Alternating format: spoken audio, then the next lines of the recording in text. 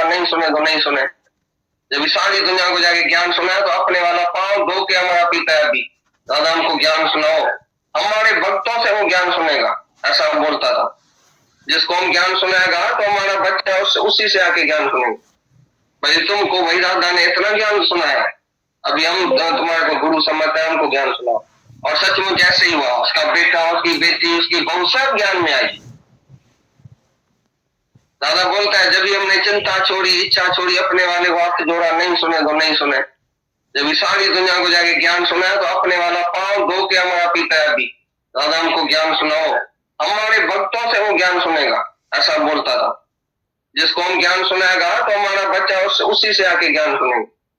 भाई तुमको भाई दादा ने इतना ज्ञान सुनाया, अभी हम तुम्हारे को गुरु समझते हैं, हमको ज्ञान सुनाओ। और सचमुच ऐसे ही हुआ, उसका बेटा, उसकी बेटी, उसकी बहू सब ज्ञान में आई, उसकी औरत भी ज्ञान में आ गई पिछाड़ी, वो भी मुक्त हो गई।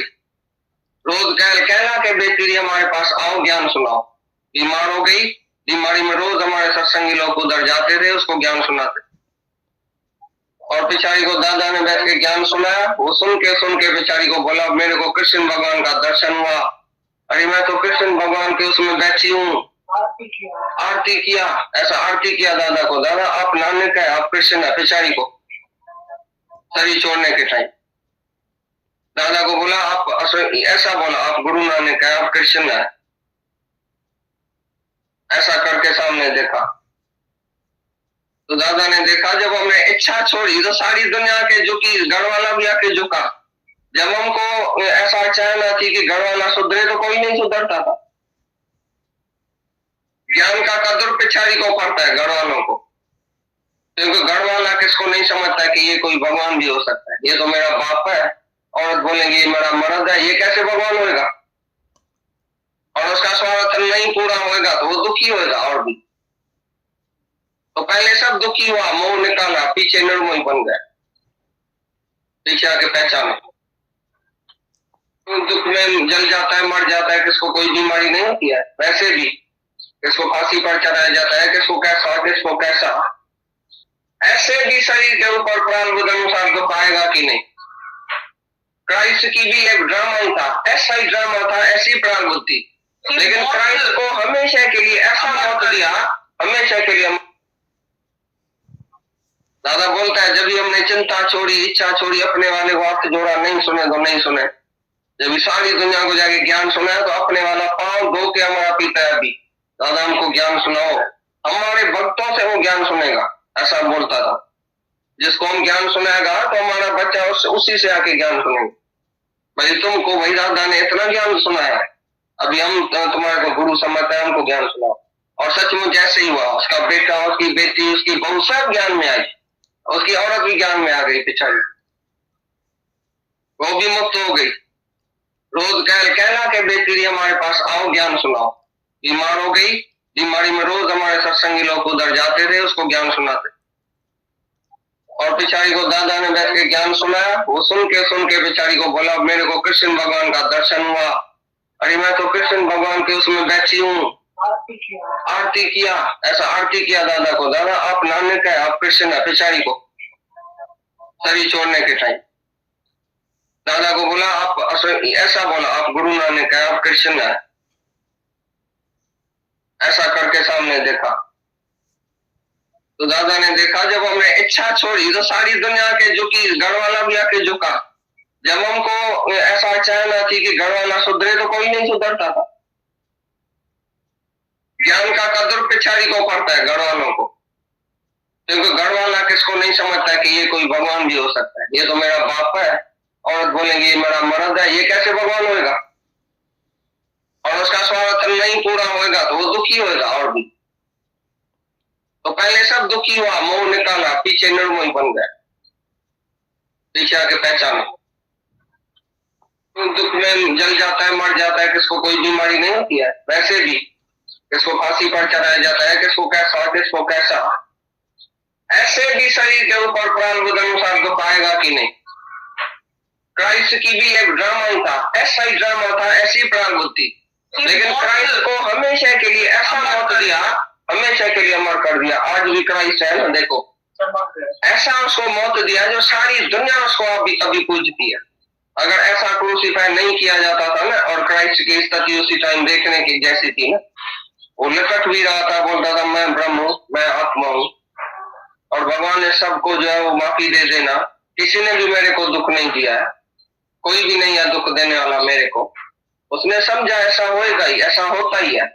सच के रास्ते पर अगर ऐसा नहीं होएगा तो ये भगवान हमारे को ऐसा दुख भेज के सारी दुनिया में शायद मशहूर करना चाहता है। सही तो वैसे भी जा रहा है, सबका जाता है, कोई अंत में बिस्तरे में मर जाता है, कुंगरे में। इसलिए अच्छा है कि क्राइस्ट का मौत अच्छा है। शानदार मौत दिया भगवान ने उसको, जो सारी दुनिया उसको आज तक पूजती है, नहीं भुला सकती है। कितना क्राइस्ट को आज पूज रहे हैं। अगर ऐसा मौत नहीं आता था, सच के लिए उसने शरीर दिया ना। एक सोल्जर है, अपने देश के लिए शरीर देता है, तो भी उसका भी नाम निकलता है। वो बोलता है मैं अमर हो गया। जो भाई लड़ाई में मरेगा अमर हो जाएगा, वो मौत के सामने ऐसा जाता है खुशी से, भाई मौत भी हो गया तो भी क्या हुआ, देश के लिए मैंने मौत भी सकता तो कुछ नहीं हुआ, और मौत भी उसके लिए अमरता है। ये भगत भगवान के लिए, परमात्मा के लिए, सच के लिए अगर शरीर देता है तो ये तो बहुत आसान बात है, बड़ी अच्छी बात है। भगत खुश होता है इसी मौत में। I may die that you may live. मैं मर भी जाऊं तो भी दुनिया तो जीती रहे, तुमको तो जीना सिखा के गया ना क्राइस्ट। मर गया तो क्या हुआ, शरीर तो वैसे ही मरने वाला है। कैसे भी अभी अज्ञानी को ऐसी तकलीफ नहीं आ सकती है। कोई जुम्मन में मरता है, कोई आग में जलता है, किसको आग लग गई, कोई समुद्र में डूबता है, कोई कैसा, कहीं फांसी पर, कोई कैसे, किसको खून किया जाता है, किसको कैसे ऊपर जंप देता है 5 मारे से। अज्ञानी भी ऐसे कई मौत में मरते, लेकिन वो दुखी होकर मरता है, और ज्ञानी को दुख न संताप। तो समझता है ऐसे ही ड्रामा में है। ड्रामा ऐसा ही है शरीर का, सबके शरीर का ड्रामा अलग अलग है ना। क्राइस्ट के शरीर का ड्रामा ही अलग है। कृष्ण के शरीर का ड्रामा, भाई बेचारे को तीर लगा पाँव में, तो तीर क्यों लगा, भगवान होके उसको तीर लगाया पाँव में, इतना दर्द क्यों कराया उसको। यही ड्रामा था उसका। ब्रह्म ज्ञानी जब आता है तो ड्रामा करके जाता है, लीला करके जाता है, खेल करके अंतर्ध्यान होता है। ऐसा नहीं वो दुखी दुखी होता है अज्ञानी की तरह। मेरे को ये दुख क्यों भेजा भगवान, मेरे को ये दुख क्यों भेजा। वो बोलता है दुख दारू, दुख तो मेरे लिए सौगात है, दुख तो मेरे लिए मिठाई है। भगवान ने दुख भेजा और ऊपर चढ़ने के लिए, और अपने नजदीक करने के लिए। तुम सच बताओ, जब भी तुम्हारे ऊपर कोई दुख आया होगा, बीमारी आई होगी, तो तुम और ऊपर हुआ होगा, भगवान के नजदीक हुआ है कि दूर हुआ है। दुख में कौन सी भलाई है, तुम बताओ। जब भी किसको बीमारी आई है, दुख आया, तुम सच बताओ कि भगवान के नजदीक हुआ है कि दूर हुआ है, तुम बताओ। कैसे तुमको सुधारता है कि अभी तुम जियो, हमारे लिए जियो। पहले तुम बच्चे के लिए, औरत के लिए, दुनिया के लिए जिया, अभी हमारे लिए जियो। इसके लिए तुमको ये तंदुरुस्ती दिया वापस। जो बाकी काम करना है वो भी शुरू किया है इसने, खास उधर पे आया है ज्ञान के लिए, कोई दूसरा काम नहीं है इसको। तुम समझता है तो अगर ये दुख नहीं आता था तो तुमको ये ज्ञान मिलता था। अब ये दुख सुख हो गया कि दुख हुआ। अपनी अच्छी भावना से, ऐसी भावना से इधर आके फिर कभी ज्ञान सुनते थे, हमारे पास आने वाले थे नहीं, तो दुख अच्छा हुआ। इधर बोलता है दुख दारू सुख रोग, सुख में सब रोगी है, सब मन मोटे वाले हैं, बुद्धि भी मोटी, मन भी मोटा। नहीं लगेगा ज्ञान, इम्पॉसिबल, मानसिक नहीं लगता, मानसिक शांति नहीं। मन अंधे ने जन्म गंवाया, तुम हमेशा हमारे से उल्टी बात करेगा, तुम्हारे समझ गुण। जाके सोचो, अंदर विचार करो, अच्छी तरह से विचार करो। खारी उम्र तो पाना खुशी था, खारी उम्र 2-3 मिनट का मजा है ऐसी बात में। जो 5 विषय बोला ना, 2-3 मिनट का मजा। अच्छा, रूप देखा, या कोई चीज खाई, या किसको सूंघा, उनको कितने टाइम के लिए तुम खुश हुआ। किसी भी इंद्रिय का सुख तुमने लिया तो कितने टाइम की खुशी है, लेकिन तुमने अपनी जीवन तो गंवा दी सारी। ये मनुष्य देह इसके लिए थोड़ी मिली है कि विषय विकार में तुम सारा अपना जीवन बर्बाद करो, और सबने बर्बादी ऐसे ही किया।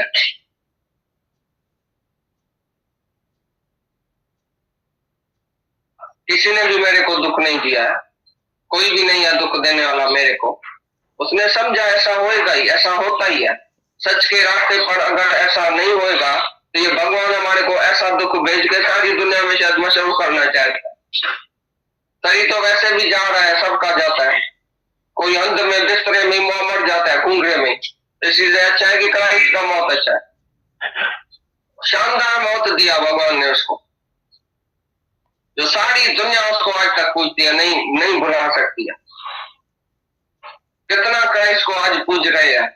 अगर ऐसा मौत नहीं आता था, सच के लिए उसने शरीर दिया ना। एक सोल्जर है, अपने देश के लिए शरीर देता है, तो भी उसका भी नाम निकलता है। वो बोलता है मैं अमर हो गया। जो भाई लड़ाई में मरेगा अमर हो जाएगा। वो मौत के सामने ऐसा जाता है खुशी से, भाई मौत भी हो गया तो भी क्या हुआ, देश के लिए मैंने मौत भी सकता तो कुछ नहीं हुआ, और मौत भी उसके लिए अमरता है। ये भगत भगवान के लिए, परमात्मा के लिए, सच के लिए अगर शरीर देता है तो ये तो बहुत आसान बात है, बड़ी अच्छी बात है। भगत खुश होता है इसी मौत में। I may die that you may live. मैं मर भी जाऊं तो भी दुनिया तो जीती रहे। तुमको तो जीना सिखा के गया ना क्राइस्ट। मर गया तो क्या हुआ, शरीर तो वैसे ही मरने वाला है। कैसे भी अभी अज्ञानी को ऐसी तकलीफ नहीं आ सकती है। कोई जुम्मन में मरता है, कोई आग में जलता है, किसको आग लग गई, कोई समुद्र में डूबता है, कोई कैसा, कहीं फांसी पर, कोई कैसे, किसको खून किया जाता है, किसको कैसे ऊपर जंप देता है 5 मारे से। अज्ञानी भी ऐसे कई मौत में मरते हैं, लेकिन वो दुखियों क्या मरता है और ज्ञानी को दुख न संताप। वो समझता है ऐसे ही ड्रामा में है। ड्रामा ऐसा ही है इस शरीर का। सबके शरीर का ड्रामा अलग अलग है ना। क्राइस्ट के शरीर का ड्रामा ही अलग है। कृष्ण के शरीर का ड्रामा, भाई बेचारे को तीर लगा पाँव में, तो तीर क्यों लगा? भगवान होके उसको तीर लगाया पाँव में, इतना दर्द क्यों कराया उसको? यही ड्रामा था उसका। ब्रह्म ज्ञानी जब आता है तो ड्रामा करके जाता है, लीला करके जाता है, खेल करके अंतर ध्यान होता है। ऐसा नहीं वो दुखी होता है अज्ञानी की तरह। मेरे को ये दुख क्यों भेजा भगवान, मेरे को ये दुख क्यों भेजा? वो बोलता है दुख दारू, दुख तो मेरे लिए सौगात है, दुख तो मेरे लिए मिठाई है। भगवान ने दुख भेजा और ऊपर चढ़ने के लिए और अपने नजदीक करने के लिए। तुम सच बताओ, जब भी तुम्हारे ऊपर कोई दुख आया होगा, बीमारी आई होगी, तो तुम और ऊपर हुआ होगा, भगवान के नजदीक हुआ है कि दूर हुआ है? दुख में कौन सी भलाई है, तुम बताओ। जब भी किसको बीमारी आई है, दुख आया, तुम सच बताओ कि भगवान के नजदीक हुआ है कि दूर हुआ है? तुम बताओ कैसे? तुमको सुधारता है कि अभी तुम जियो, हमारे लिए जियो। पहले तुम बच्चे के लिए, औरत के लिए, दुनिया के लिए जिया, अभी हमारे लिए जियो। इसके लिए तुमको ये तंदुरुस्ती दिया वापस। जो बाकी काम करना है वो भी शुरू किया है इसने। खास उधर से आया है ज्ञान के लिए, कोई दूसरा काम नहीं है इसको। तुम समझता है तो अगर ये दुख नहीं आता था तो तुमको ये ज्ञान मिलता था? तब ये दुख सुख हो गया कि दुख हुआ? हम अपनी अच्छी भावना से, ऐसी भावना से इधर आके फिर कभी ज्ञान सुनते थे, हमारे पास आने वाले थे नहीं, तो दुख अच्छा हुआ। इधर बोलता है दुख दारुण सुख रोग होता है। सुख में सब रोगी है, सब मन मोटे वाले हैं, बुद्धि भी मोटी, मन भी मोटा। नहीं लगेगा ज्ञान, इम्पॉसिबल। नहीं लगता है, मानसिक शांति नहीं। मन अंधे नहीं जन्म गंवाया, तुम हमेशा हमारे से उल्टी बात करेगा, तुम्हारे समझ गुल। जब ये सोचो, अंदर विचार करो, अच्छी तरह से विचार करो। अंदर भी बात खारी उम्र तो पाना खुशी था, खारी उम्र 2-3 मिनट का मजा है ऐसी बात में। जो 5 विषय बोला ना, 2-3 मिनट का मजा। अच्छा, रूप देखा या कोई चीज खाई या किसको सूंघा, फूल को, कितने टाइम के लिए तुम खुश हुआ? किसी भी इंद्रिय का सुख तुमने लिया तो कितने टाइम की खुशी है, लेकिन तुमने अपनी जीवन तो गंवा दी सारी। ये मनुष्य देह इसके लिए थोड़ी मिली है कि विषय विकार में तुम सारा अपना जीवन बर्बाद करो। और सबने बर्बादी ऐसे ही किया। जो भी तुम्हारी उम्र गई, कैसे चली गई, क्या किया बताओ? ऐसे 5 विषय में तो मरे गड़े रहते थे। ये दुनिया का सुख भाई क्या नहीं है? किसको कौन सा विषय है? तो 5 ही विषय हर एक मंच में, तो भी किसमें कोई जास्ती होती है। भाई मैं ना जीभ को कंट्रोल नहीं कर सकता हूँ। मेरे सामने ना कोई खाना आता है, पकौड़ी आती है, मिर्ची आता है, मैं तो खा देता हूँ।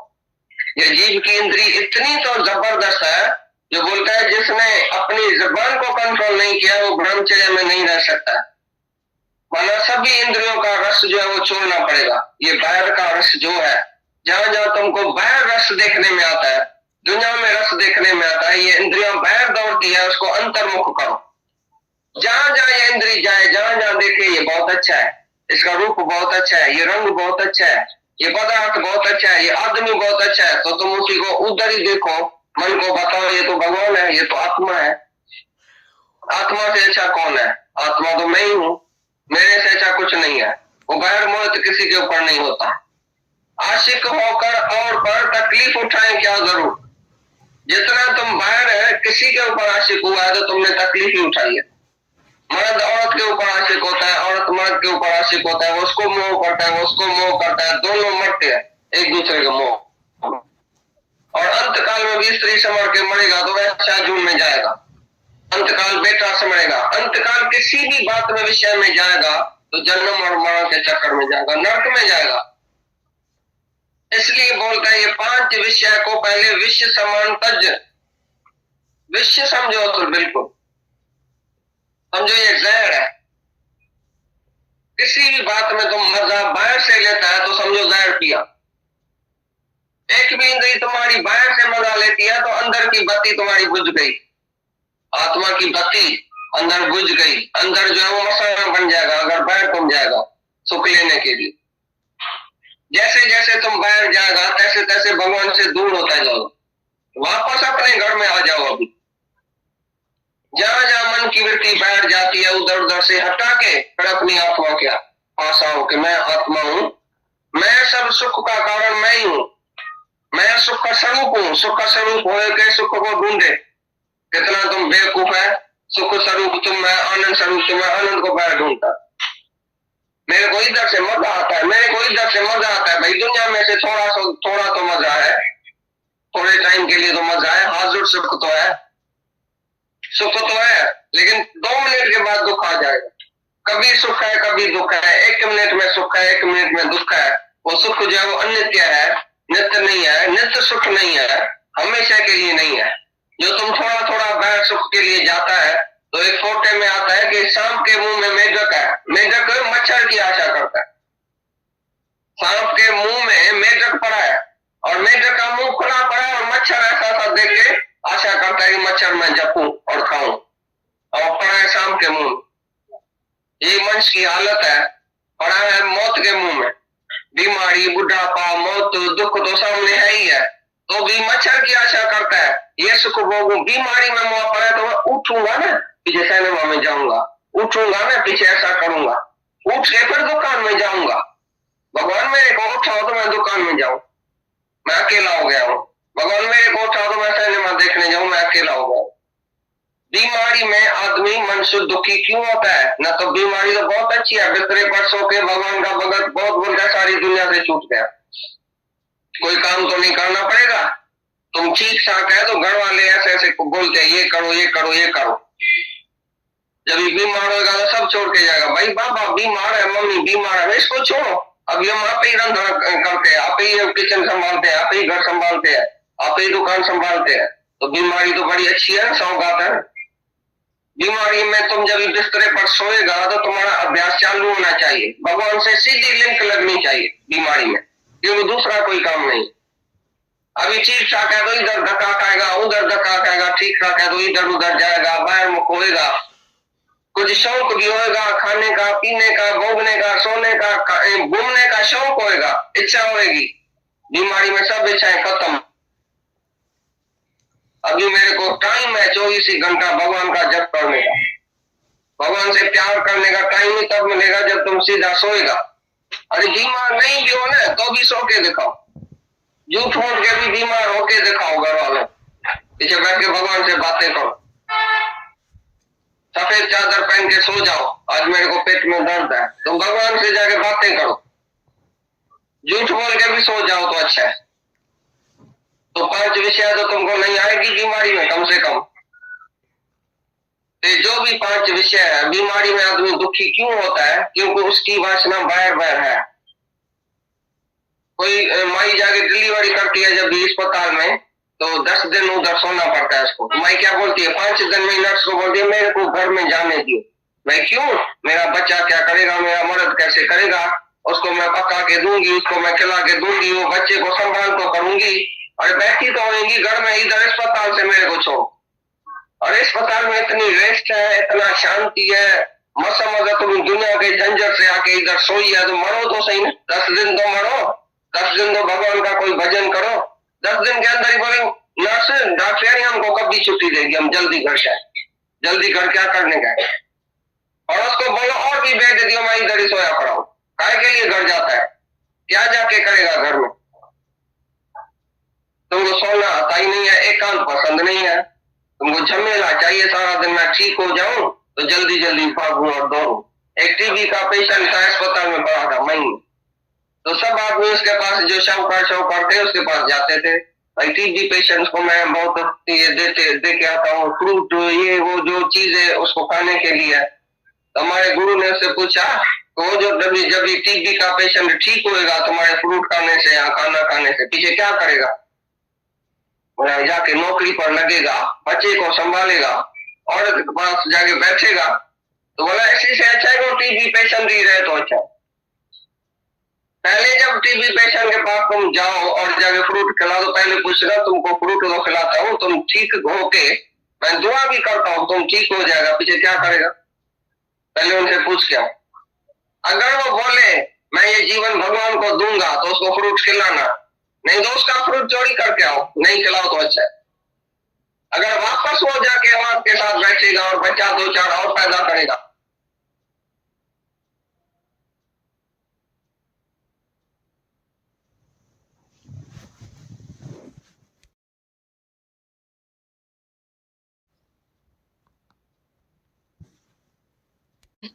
सुनी और लगा कि चलाएं, तो ऐसा लग रहा था कि गीता भगवान किसी और ही उससे बात कर रहे हैं। ऐसा लग रहा था कि आप बोलते हैं ना कि गुरु का तीर आसमान में जाता है, तो वो बात बहुत लग रही थी कि इतना जब हमें वो मोटिवेट करते हैं, इतना कंसेप्ट को क्लियर करते हैं, तो हम जाके थोड़ा थोड़ा सा चलते हैं। ऐसा लग रहा था अलग लेवल से ही गीता भगवान बात कर रहे हैं।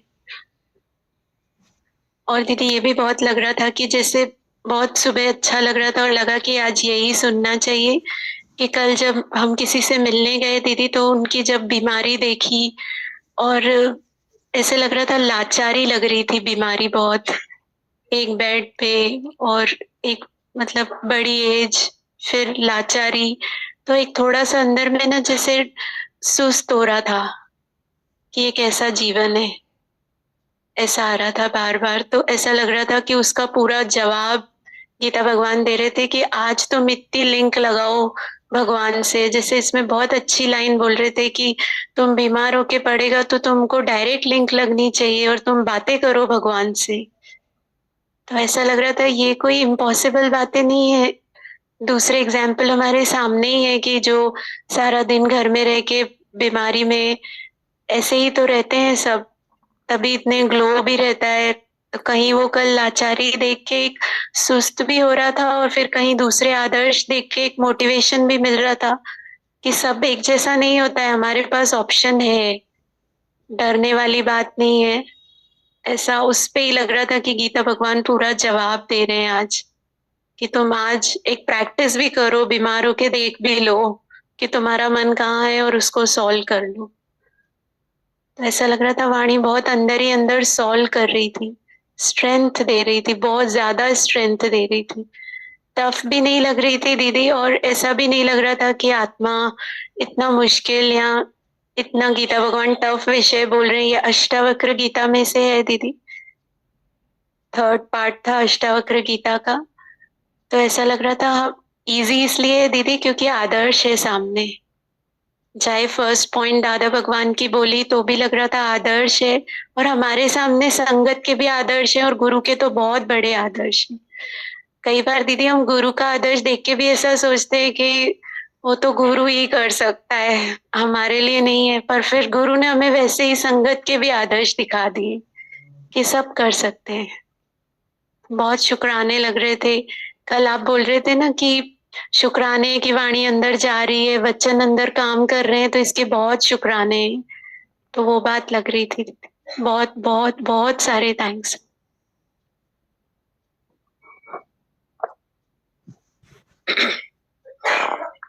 दीदी भगवान बहुत अनंत शुक्राने आपके। जैसे अभी बोला वाणी अंदर जाती है, तो लग रहा था कि उसके पीछे पूरी आपकी तपस्या, आपकी मेहरबानी, आपका जो अनकंडीशनल लव, कंटिन्यूअस जो हमको आपके प्यार की नजर, छाया, आपका परवरिश, मतलब जो आपने दिया है वो तो मतलब नहीं दे सकता कोई।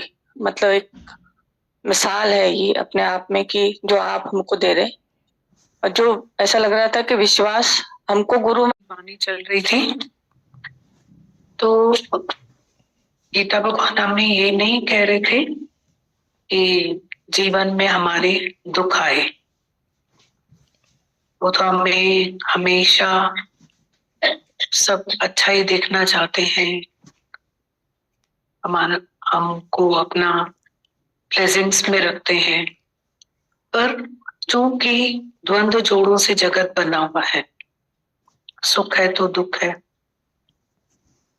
तो बोल रहे थे उसको भी तुम पत्थर को ठोकर मार के गिर मत जाओ, पर पत्थर को भी सीढ़ी बना के क्रॉस करो। वो सारे मिसाल इतनी देर से बात कर रहे थे, तो इसी पे ही हम सबसे बात कर रहे थे कि तुम उसको अज्ञान में ठोकर समझ के, मतलब पत्थर से ठोकर खा के आंखें नहीं होती हैं तो गिर जाते हो, और उसी को सीढ़ी बना लो। तो बोला दुख को सीढ़ी बना लो, दारू बना लो, सुख रोग भय।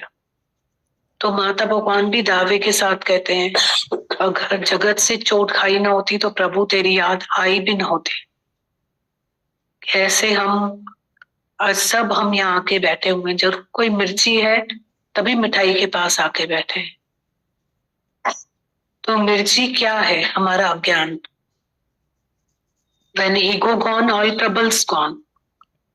एक अहंकार जब निकल जाता है तो सब विकार खुद ब खुद निकल जाते हैं। तो दुख अज्ञान है। तो कैसे हर बात में मिसाल देके, क्राइस्ट का मिसाल देके कि तो उन्होंने वो तो बोला सबके शरीर की लीला है, पर कोई लीला समझता है, कोई लीला समझता है, पर कोई उसमें दुखी हो जाता है। तो ऐसे सिखा रहे थे हमको कि अगर कुछ प्रॉब्लम है तो उसमें भी भगवान के साथ बैठो, अपलिफ्ट करो अपने आप को, उसको भी पॉजिटिव बना के और उससे फायदा लो। हम समझते हैं ना कि शायद हम बहुत बड़े परिवार में रहते हैं तो हमको ज्ञान नहीं लगेगा, हम छोटे परिवार में रहते हैं तो हमारे पास कौन है परीक्षा लेने वाला जो हमें ज्ञान लगेगा। या कोई बोलता है हम अमीर हैं तो ज्ञान कैसे लगेगा, कोई बोलता है गरीब है तो कैसे लगेगा, हम अनपढ़ हैं तो कैसे लगेगा, कोई बोलता है हम इंटेलेक्चुअल हैं तो कैसे लगेगा। पर आपके पास जो कुछ भी गीता भगवान का आज का सत्संग था, सबक था, कि जो भी है वो ज्ञान में हेल्प लेके, मतलब और हेल्पफुल करके ऊपर उठो और ताकत बना दो उसको अपने। जब बी स्टिल हुए, जब मिला बी स्टिल हो जाओ, हम ऐसे तब आते, ऐसा होता, वो सब सही है। माता भगवान ने बोला सही टाइम पे मिला, बी स्टिल तो हो जाओ, अभी घूम के आए ना इतने समय में भी, बी स्टिल हो जाओ, जहां मिले वहां बी स्टिल हो जाओ। ऐसा उनका भाव ऐसा था। गीता भगवान जो सिखा रहे थे, बोल रहे थे हर चीज को तुम ब्लेसिंग्स करके लो अपने ऊपर, और उसमें और ज्ञान की ताकत लेकर के, और तुम अपलिफ्ट होकर के ऊपर उठो। गाय है तो मक्खन मलाई खाओ, नहीं है तो गोबर उठाने से छूट गए। कबीर को गांव वालों ने देखा कि बहुत खुश है, जरूर इसके पास ये गाय है, गाय को चोरी कर लिया। तो बोला कि कबीर को मिलते हैं, अब तो मजे में नहीं होगा, वो मिला जाकर के तो कबीर मजे में, इतनी छोटी सी बात इतना कुछ सिखाती है। कबीर मजे में था। बोला कि कबीर को देख के वो लोग हैरान हो गए। फिर कबीर से पूछा, कबीर गाय किधर है? तो बोला चोरी हो गई। तो बोला फिर मजे में बैठे? बोला गोबर उठाने से छूट गया। बात कितनी सी है, इतनी सी, पर इसमें पूरा ज्ञान है। तो गीता भगवान ने बोला कि जो भी तुम्हारे सामने सिचुएशन है ना, उसमें अपलिफ्ट करो अपने आप को। तब ब्लेसिंग्स है, उनका आशीर्वाद है। जगदीश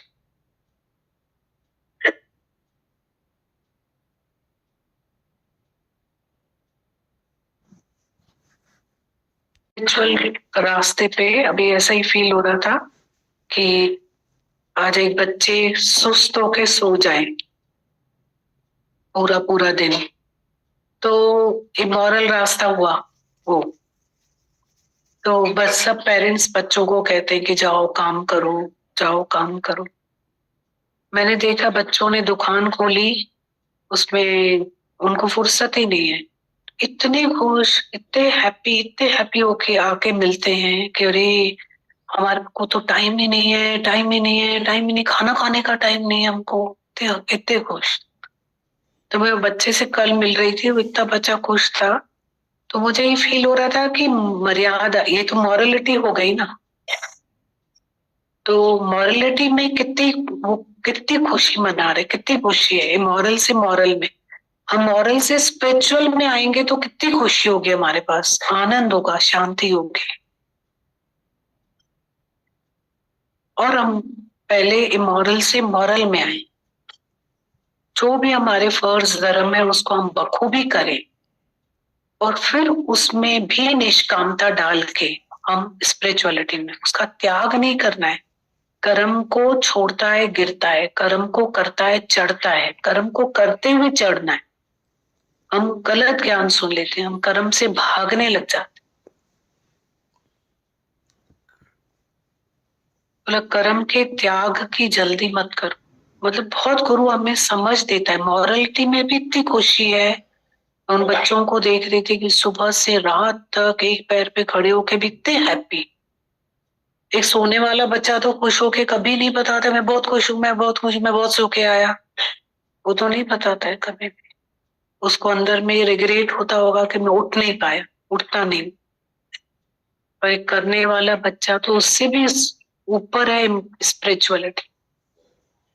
बहुत शुक्राने गुरु, हमको ऐसी धरती पे, निष्कामता की धरती पे बिठाया। उस सारे शुक्राने दी भगवान, भैया ज़्यादा शुक्राने। ये भगवान इंसान के जीवन में गुरु की कितनी अहमियत है, मुर्शिद की कितनी अहमियत है, कितनी इम्पोर्टेंस है दीदी। हर धर्म में, हर मजहब ने इस बात को मान लिया है कि सच्चे सतगुरु के बिना हकीकत का भेद नहीं खुल सकता है। फिर हम लोग इतने भाग्यशाली हैं, हमें दादा भगवान जैसे गुरु मिले हैं। गुरु अमरदास साहब तीसरी पातशाही, इन्होंने गुरु कैसे धारण किया, ये छोटी साखी पढ़ते हैं दीदी।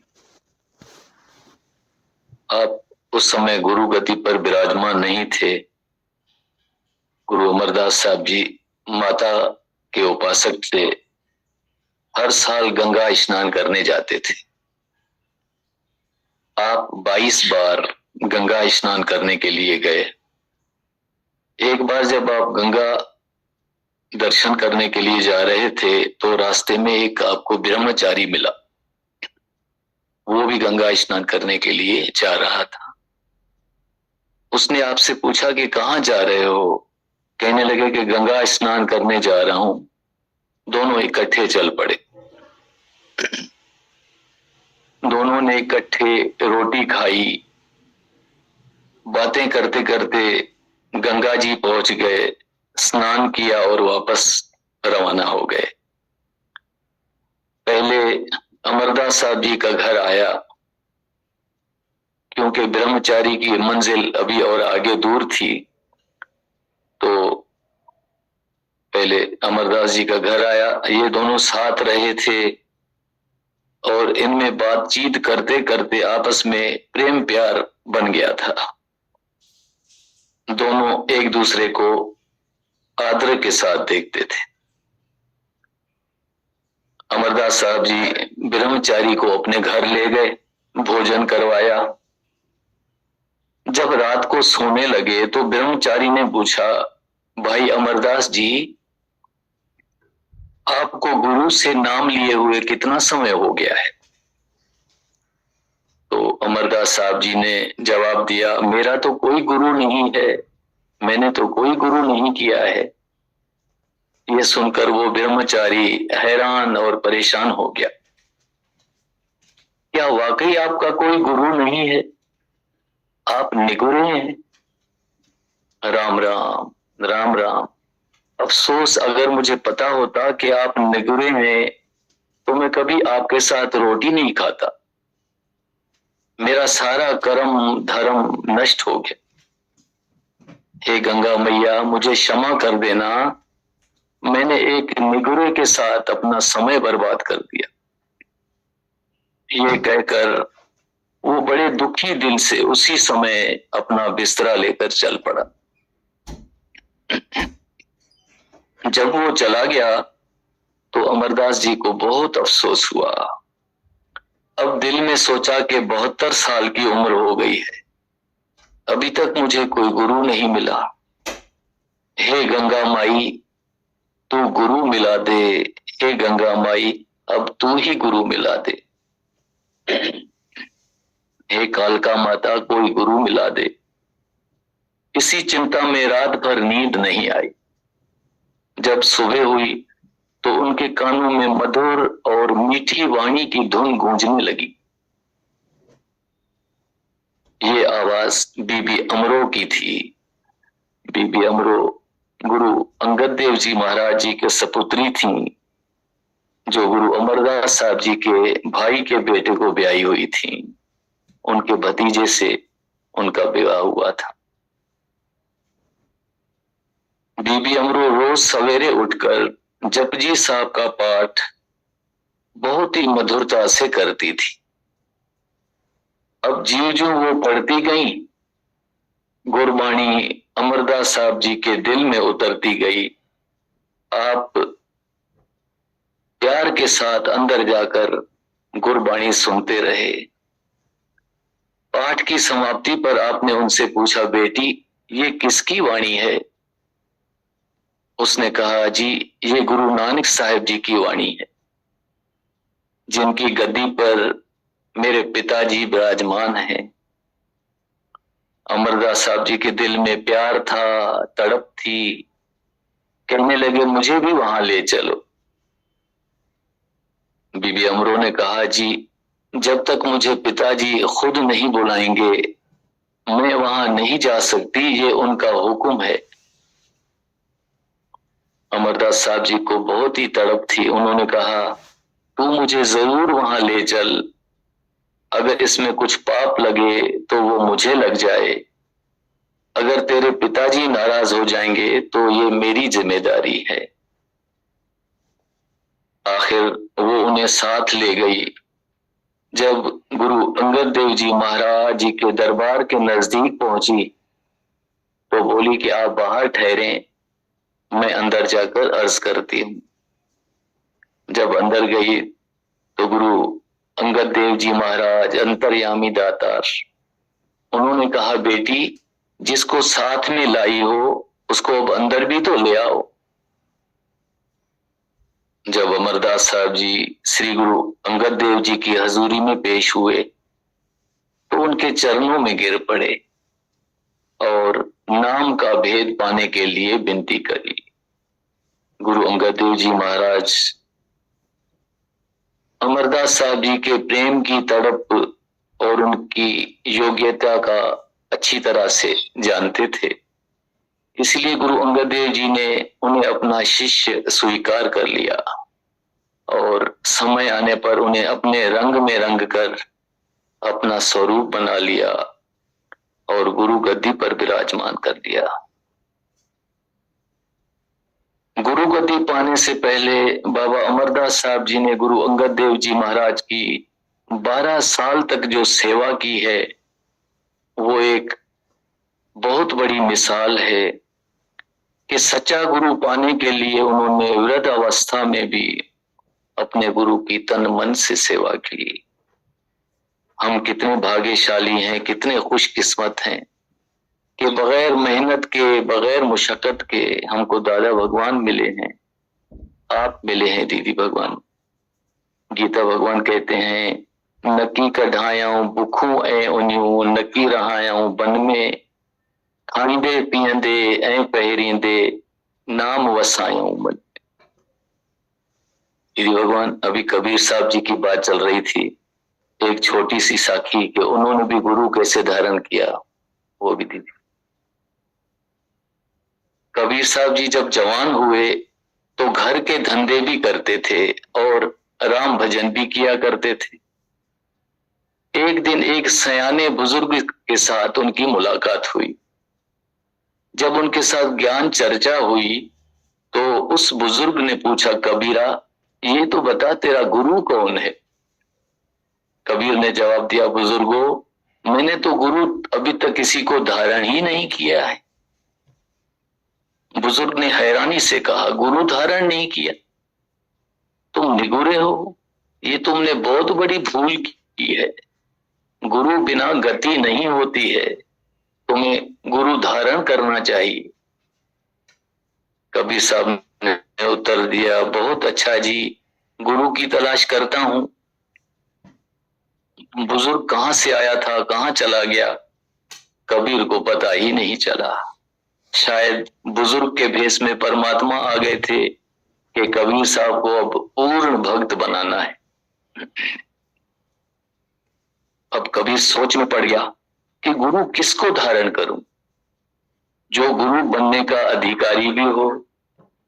वो जो गुरु उस समय किए जाते थे वो उच्च जाति के गुरु थे, ब्राह्मण गुरु थे, उनको स्वर्ण जाति कहा जाता था। ये कबीर सोच रहा था कि मैं तो नीच जाति का एक जुलाहा हूं, मुझे कोई ब्राह्मण गुरु अपना चेला कैसे स्वीकार करेगा। बनारस शहर में उस समय स्वामी रामानंद जी की बहुत पूजा होती थी। आप राम के भक्त थे और आपके अनेकों शिष्य थे। जनता आपके ऊपर बहुत ही श्रद्धा रखती थी। लंबे सोच विचार के बाद कबीर ने मन में यह फैसला कर लिया कि वो स्वामी रामानंद जी को अपना गुरु धारण करेंगे, चाहे इसके लिए उन्हें इतने भी कष्ट क्यों ना उठाने पड़े। राम भक्त ने मन में फैसला तो कर लिया, और इस फैसले को अमली जामा कैसे बनाए, ये सोच कबीर को दिन रात बेचैन करती रहती थी। कबीर ने सुन रखा था कि रामानंद जी छोटी जाति वालों को अपना शिष्य नहीं बनाते। एक दिन कबीर साहब को एक तरकीब सूझी, एक युक्ति समझ में आई। वो युक्ति ये थी कि स्वामी रामानंद जी रोज सुबह सवेरे गंगा स्नान करने जाया करते थे। कबीर जी 1.5 पहर रात के रहते घर से निकले और मणिकरण घाट की पौड़ियों पर जाकर लेट गए जहां से रामानंद जी आते थे। स्वामी जी जब वहां से गुजरे तो अंधेरा होने के कारण उनका पैर कबीर जी के सिर से टकराया। तो स्नान का वेला समझकर स्वाभाविक उनके मुख से निकला, उठो राम भक्त, उठो राम के राम कहो, उठो राम के राम कहो। अब कबीर साहब जी ने जब ये वचन सुन लिए तो वो आनंदित हो गए। उनकी इच्छा पूरी हो गई कि गुरु मंत्र भी मिल गया। जल्दी से उठे, रामानंद जी के चरणों में दंडवत करके मत्था टेका, चरणों को छूकर हाथ आंखों से लगाए, मुंह से एक शब्द भी नहीं कहा और चुपचाप वहां से खिसक गए। स्वामी जी को कुछ भी ज्ञान नहीं हुआ कि उनके पैर से टकराने वाला कौन था। वो स्नान करने चले गए और कबीर जी अपने घर आ गए। उन्होंने गृहस्थी कपड़े उतार दिए, हिंदू साधुओं वाले भगवे वस्त्र सजा लिए, राम भजन गाने लगे, पर घर के धंधों का त्याग नहीं किया। वो और उनकी धर्मपत्नी लोई आए गए साधु संतों की खूब सेवा किया करते थे। राम नाम कबीर जी की लहू में घुल मिल गया था। श्वास श्वास में राम राम बोला करते थे। दिनों दिन कबीर साहब जी की भक्ति की चर्चा सारे बनारस शहर में फैलती चली गई। कबीर जी का भगवा वेश देखकर स्वर्ण जातियों के साधु कबीर जी के पास आए और पूछने लगे, कबीरा तेरा गुरु कौन है? कबीर ने नम्रता से जवाब दिया, जी मेरा गुरु स्वामी रामानंद जी। उदगर्ज और ईर्ष्यालु पंडितों ने शोर मचा दिया कि नीच जोलाए को स्वामी जी ने दीक्षा दी है, उसको चेला बनाकर हिंदू धर्म की निरादरी की है। वो इकट्ठे होकर सारे पंडित और साधु स्वामी रामानंद जी के पास गए। जब स्वामी जी ने ये बात सुनी कि उन्होंने नीच जात के जोलाहे को दीक्षा दी है तो बहुत हैरान हुए। उन्होंने पंडितों को जवाब दिया कि मेरे चेते में ये बात तो नहीं आ रही कि मैंने किसी कबीर को अपना चेला बनाया है और ना ही डेरे पर दूसरे चेलों की मौजूदगी में किसी ऐसे पुरुष को नामदान दिया है। जब चेलों से पूछा गया तो उन्होंने भी जवाब दिया कि हाँ, गुरुजी ने किसी नीच जाति वाले को चेला नहीं बनाया। सारे पंडित इकट्ठे होकर फिर कबीर साहब के घर गए। उन्होंने उससे दोबारा पूछा कि तेरा गुरु कौन है?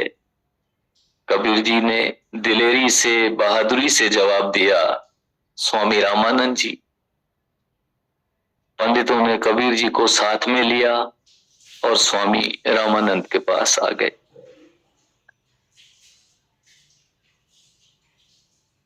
स्वामी जी की धर्मशाला के बाहर हजारों की गिनती में लोग इकट्ठा हो गए। जितने मुंह उतनी बातें।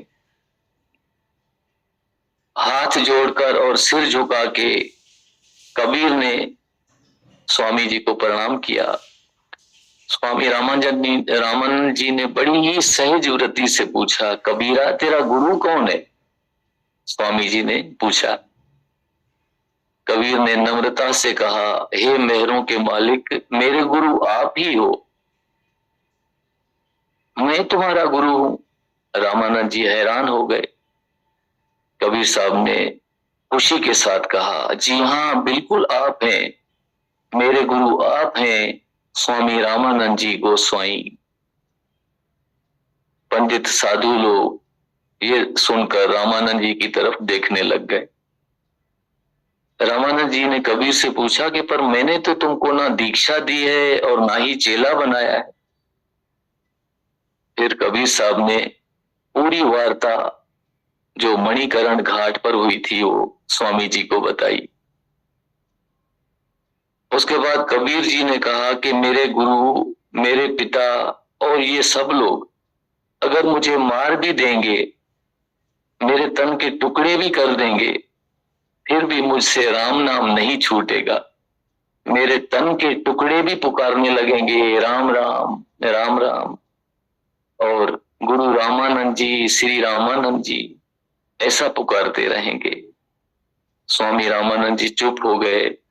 उनको आत्मिक ज्ञान द्वारा चेते आ गया कि ठीक उसने गंगा किनारे किसी से कहा था, राम के राम कहो, राम के राम कहो।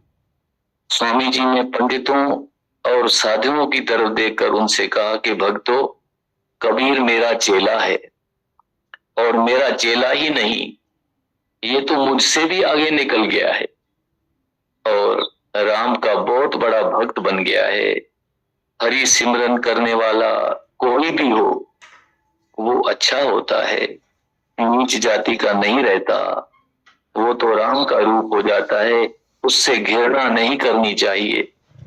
फिर कबीर से कहने लगे, ओ राम के कबीर, जा मौज कर, राम तेरा राखा है। गुरु से ये आशीष मिलते ही कबीर साहब आनंद से उछल पड़े, स्वामी जी को दंडवत प्रणाम करके उल्टे पैर राम नाम गाते हुए पीछे मुड़ गए और झूठे भगत, पंडित और साधु शर्मिंदा होकर रह गए। ये कबीर साहब की साखी थी दीदी भगवान। माता भगवान का एक भजन है दीदी, सिंधी, वो गाएं आज।